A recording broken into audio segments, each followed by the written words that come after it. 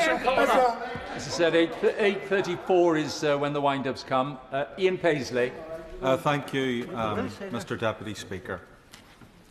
I think there is truth to the point tonight that 4 days into a crisis, actually almost 5 days into a crisis, the Prime Minister of this nation has not spoken.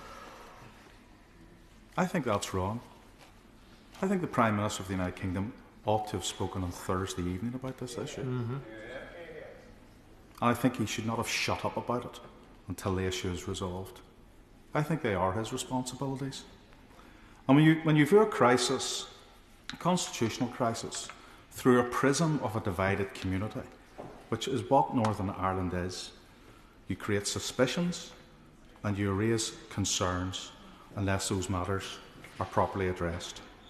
And I think it is very obvious to some people that there is a fear that the Conservative and Unionist Party, which governs this nation, is actually a nationalist party, an English nationalist party, that is not concerned about a border in the Irish Sea, but is concerned about a red wall on the island, the mainland island, and that's what eats them up every single day.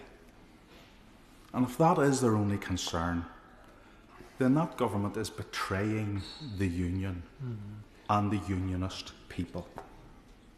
And that is the reality of where we are this evening. And in a moment, when I make